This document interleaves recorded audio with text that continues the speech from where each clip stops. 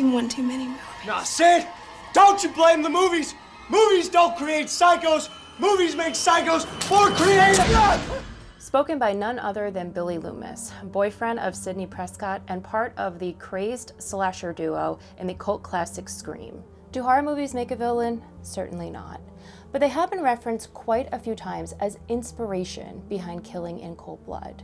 We covered Mark Branch's Jason Voorhees obsession for our Friday the 13th episode, and today we're covering the horrible case of Cassie Jo Stoddart, an innocent 16-year-old who was killed by two classmates who dared to imply the movies made them do it.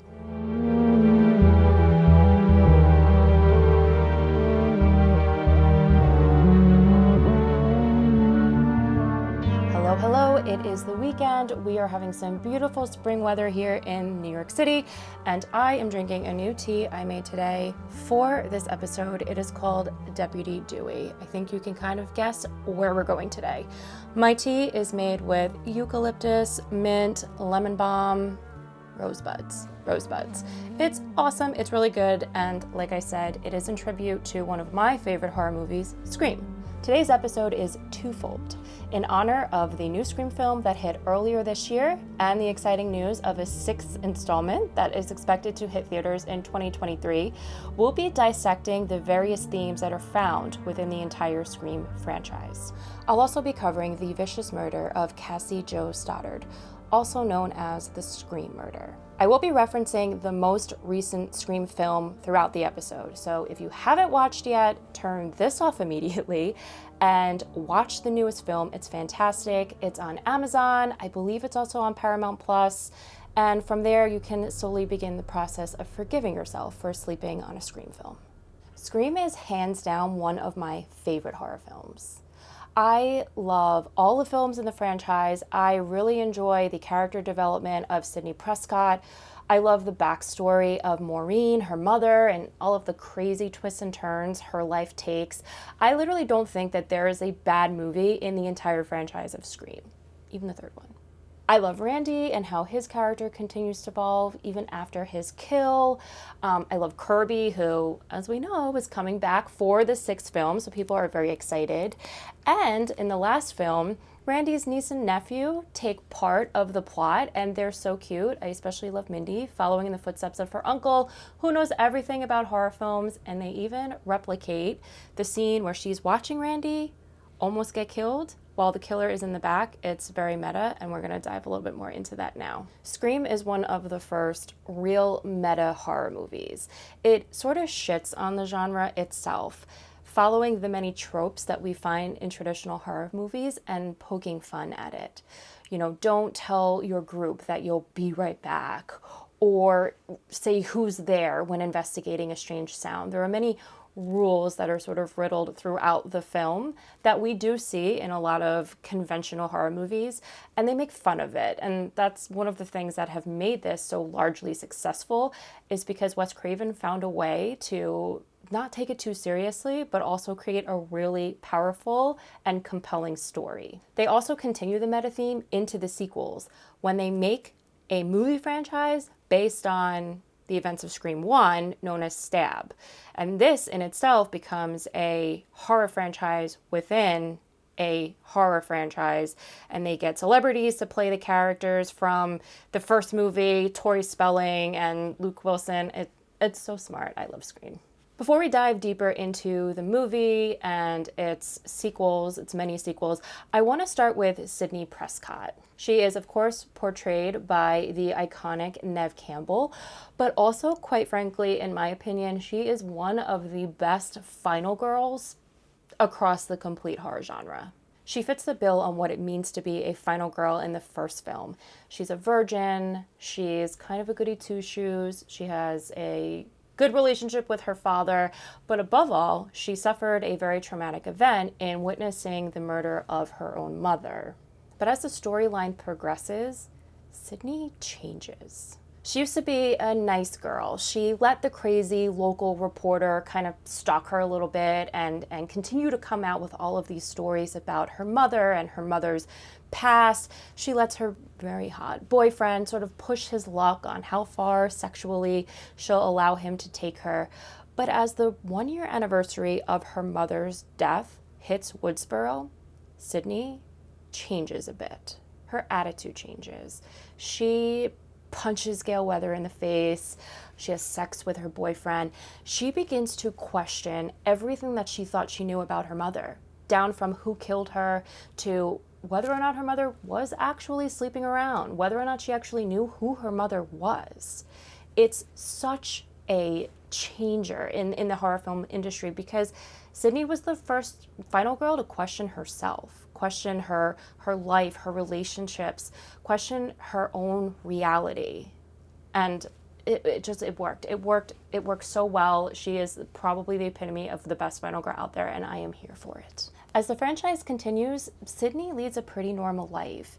She gets married, she has kids, she leaves Woodsboro. There's this, despite the fact that she gets almost murdered every decade, there's this really powerful confidence about Sydney Prescott that Neve Campbell displays just beautifully. And it's something that's really strong about her. She never succumbs to her trauma. Even in the first film with her mother's death, she comes out on the other end as a survivor. It just works. And it's a great depiction. It gives viewers, mainly women, this deeper look into tragedy. It helps us realize that there's a way out, that there is another side to trauma, to the horrible things that happen to us, that we don't have to follow this horrible path of drinking excessively or being unable to sustain relationships. Neve Campbell is this different entity, this one that we long for, this one that we think of when we look beyond some of the horrible things that have happened to us. She's sort of this epitome of what it means to come out on the other side. And we too can come out on the other side of our pain and our demons and evidently just become stronger because of them. There are a lot of themes to dissect in Scream. Aside from its meta take on conventional horror, there are a wide array of themes riddled throughout the entire franchise. Revenge is a huge theme. Billy Loomis sought revenge for his father's affair with Sydney's mother, which caused Billy's mother to leave the family. Stu was just an accessory who was also kind of insane, but Billy had the real motive in Scream 1. Billy's mother, Debbie Salt, joins us in Scream 2, seeking revenge for Sydney killing her son, which makes no sense because she literally abandons her son in the first film. That's why Billy decided to kill everybody was because he had deep complex mommy issues, but it's still a pretty solid sequel, so we'll let it slide. Plus it has Timothy Olyphant. Roman Bridger, Sydney's half-brother, is the killer in Scream 3, as he felt slighted and abandoned by their mother Maureen when he discovered that she was also his mother. However, Maureen did not reciprocate those long-lost family feels and told him to fuck off. And lastly, Jill Roberts, Sydney's cousin who wanted revenge on Sydney just for being cooler and way popular. Jill was jealous of all the attention her older cousin gained through the years. She literally killed for it.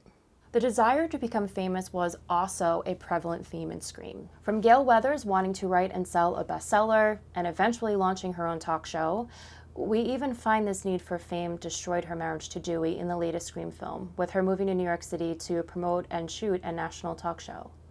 To Jill in Scream 4, wanting to bypass Sydney's fame and become the next survivor of a Woodsboro killer. The movie Scream 3 even centers around Sydney finding out and having this realization that her mother wanted to be an actor and had big dreams of being in Hollywood. This realization was met long before Sydney knew that she had a long-lost brother and long before he tried to kill her. Another component that sets Scream apart from all other movies is its marketing. In the first film, Drew Barrymore was actually set to star in the film, but she had a better idea. She proposed being killed in the first scene, and she allowed all of the marketing and PR that centered around the film to widely portray her. That way, when she was in fact murdered within the first 20 to 30 minutes of the film, no one would see it coming. It worked. This was a big what the fuck moment for audiences because Drew was heavily promoted in all of the marketing materials for the film. She was in the original Scream posters and heavily featured in the movie trailer, just as much as Neve Campbell was. So when she was immediately murdered in the beginning scene of the movie, people were instantly hooked. As previously discussed in our Friday the 13th episode, when it comes to horror movies, sometimes we just can't have nice things. Someone always takes it too far, ruining the fun for everyone else. Like the Friday the 13th franchise, Ghostface also drew a fan base. But for one 16-year-old girl, that fan base ruined her life. The murder of Cassie Jo Stoddart was shocking, for not only does a 16-year-old girl get viciously killed, but the motive of the murder is truly what stunned the small town of Pocatello, Idaho. Cassie was 16 years old, and from the little that I could find on her, she seemed pretty amazing. She was a straight-A student, she was very creative, she had a very large, diverse circle of friends. She was that popular girl in high school that wasn't mean. She was that popular girl in high school that everybody just truly liked, that she talked to everybody, she hung out with everybody, she was very pretty. Which makes this all the more upsetting because she really had a lot going for her and her future was very bright. She was a student at Pocatello High School along with her boyfriend Matt and two other students who were acquaintances of Cassie, Brian Draper and Tori Adamick. Brian and Tori were juniors, along with Cassie and her boyfriend Matt, and hung around the couple quite frequently. As I stated before, Cassie was a nice person and welcomed Tori and Brian into her inner circle. Brian and Tori were infatuated with horror movies, so much so that they told people at school that they wanted to be filmmakers and were in the process of making their own film at the moment. In fact, they often drove around in their car, shooting themselves on camera, referencing horror movies, and taking it a little far to the next level. They began to record themselves driving around, detailing how they were going to kill their friends and some of the students at Pocatello High School. Now, I can't stress enough how fucking stupid this is, and we'll get into it further down the case, but recording yourself literally describing a crime you're about to commit is as dumb as you can get. Tori and Brian would fantasize about killing people and would literally talk about it in school. But when confronted or questioned, they would claim that they were ideating for their upcoming film or they were drafting a script. They also had this obsession with the Columbine shooters. Dylan and Eric, are those their names? Who fucking cares? They felt they related to Dylan and Eric because they were outcasts who were quote unquote bullied. This actually isn't the case with Columbine, by the way. That theory has been debunked. The killers of the Columbine high school shooting were not bullied, they were not tormented, they were just huge pieces of fucking shit. So needed to stress that in case there was any confusion here. The two at Pocatello High School were envisioning this infatuation with these Columbine killers because they really felt out of place at school. But need to just largely stress that Columbine, they were not bullied. So it really, the defense for Brian and Tori to feel that they resonated with that story is complete crap.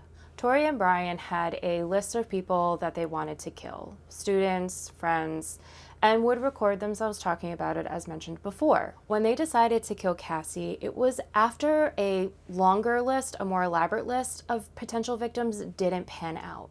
Whether they weren't home or for whatever reason, the situation just wasn't right with some of these other potential victims that they were first vetting prior to Cassie.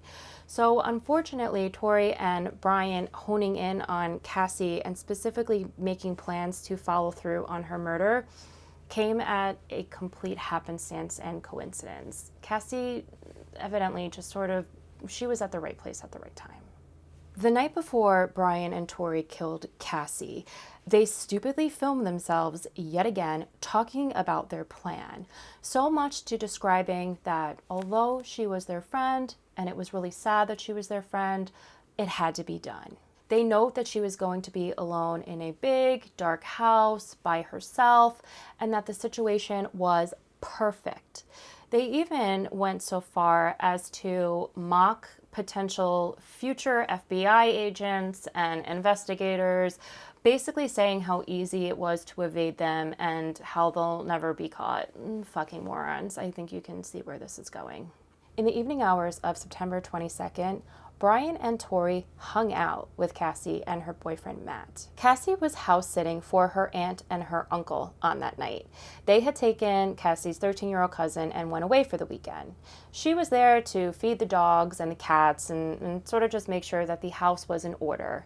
She had asked permission for her boyfriend Matt to come over and spend some time, so her family knew that Matt would be joining and keeping Cassie company. When Brian and Tori arrive, Cassie gives everybody a tour of the house, and the group make their way to the living room where they watched Kill Bill Volume 2. At some point, though, during the movie, Tori and Brian claim that they're bored and they are going to head out, evidently to go to the movies, which was kind of weird considering they were watching a movie. However, the two head out, unbeknownst, though, to Cassie and Matt, that the two had unlocked the basement door downstairs. This was done, of course, to ensure that they had access later that night. Tori and Brian get ready for their attack, and they put on these disguises. These super fucking creepy clown dollish masks, and head back to the house, entering through the basement that they unlocked as planned. So Cassie and Matt are still in the living room watching a movie where they begin to hear noises coming from downstairs. Tori and Brian are making a commotion because their plan was to ambush the two downstairs in the basement, but they're fucking dumb. Nobody actually really goes to investigate strange noises. Okay, this isn't a horror movie, and actually one of the things that Randy warns against, don't go investigating strange noises, I think. Regardless, the two, Cassie and Matt, they're kind of scared and freaked out upstairs. And like me, I would have done the same thing, decide to stay put in the living room. They don't know what's going on. They don't know if somebody's trying to break into the house. And to be safe, they decide that they are just going to stay put where they are. Brian and Tori took their antics even further and cut the power, thinking that one or both of them would come downstairs to check the breaker box. But they do not. They stay put. Now, according to Matt, the dogs are growling, there's a lot of commotion happening in the house, the noises, there's no power, and Cassie is freaking out, of course. She begs Matt to stay with her through the night. She's in a weird house by herself, she has no idea what's going on, and she does not want to be alone. Matt calls his mother and explains what's going on. But he is a 16-year-old boy, and like most mothers, she said, absolutely fucking not. You're not staying by yourself with your girlfriend in a home all alone. No, I'm coming to pick you up. That's fair. Matt's mother arrives to the house, and she sees that Cassie is really upset, and she kind of gets a feeling that something isn't right. So she offers for Cassie to come with them back to Matt's house. She says, if you're freaked out, you can stay the night at our place. Come for the ride, you'll be safe, not a big deal. But Cassie, being the good girl that she is and the good niece, she says that she has an obligation to stay and watch the house, and she declines the offer. Around 10:30 that night, Matt and Cassie part ways, and she is alone in the house.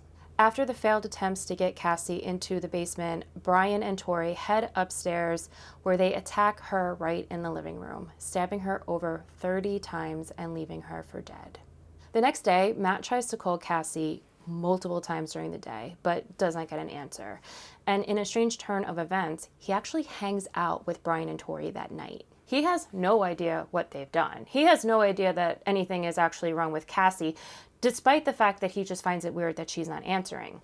In fact, as Brian and Tori, whichever one of them owns the car, I'm not really quite sure, but they're always driving around in their car, Matt actually asks them if they can drop him off at the house that Cassie's staying at to check on her, but they decline, saying that they don't have enough gas. As Sunday rolls around, Cassie's family arrives to the house, where her 13-year-old cousin makes the grisly discovery, finding Cassie's dead and bloodied body in their living room. Police immediately begin to investigate and name Matt as an initial suspect because he was the last person to see Cassie alive. He was alone with Cassie that night, but when police find out that Brian and Tori were also at the house, they take them in for questioning and immediately get a weird feeling. Brian and Tori claimed that they were at the movies, the same excuse that they gave Matt and Cassie when they left the house. But they couldn't tell investigators anything about the movie that they saw. They couldn't remember the name, the plot, any of the actors in the film. Also, one of their friends from high school worked at the local movie theater and claimed that she definitely did not see the two come into the theater that night. So as detectives begin to draw their suspicion away from Matt, they begin to hone in on Tori and Brian. Interrogations began separately of the two boys, and to nobody's surprise, the two begin to blame each other. Brian initially states that although he was present at the home, he only bared witness, as Tori was the one to physically attack Cassie. Later on, after being swayed by police, he changed his story to reflect that he did stab her a couple of times, but only did so because he was being threatened by Tori, and killed Cassie only out of fear. Brian then led investigators to evidence. The two stashed the masks, the weapons, and recordings at Black Rock Canyon. This resulted in charges of first-degree murder and conspiracy to commit first-degree murder. The two were arrested and set for trial. From a criminal perspective, this was beyond fucking stupid to do. He brought the horse to water. He essentially handed over the keys to his jail cell. He proved that not only did the two kill Cassie and would have killed Matt if he stayed behind, but that they planned it for days. They admit to it on camera, their face, their voice. It's insane to me that they thought this was a good idea. I mean, they may as well have just fucking placed a billboard outside of their home saying, "I fucking murdered Cassie." For two who proclaimed, that they were so smart that they would never be able to, they would evade capture and the police would never actually pin what they were about to do onto them. I mean, this is by far the easiest homicide that these detectives have probably ever worked on. These fucking morons. During the trial, the recordings and notes found at the scene were, of course, all used against them. Prosecution also highlighted Brian's admiration for the Columbine shooters and brought up their obsession with horror movies as well, as Tori admitted to being inspired by the Scream movie and had planned his killings around it. There are some consistencies between Cassie's murder and the Scream films. Two high school students scare a young woman and her boyfriend. They're in a home by themselves. They're playing little tricks and games with them.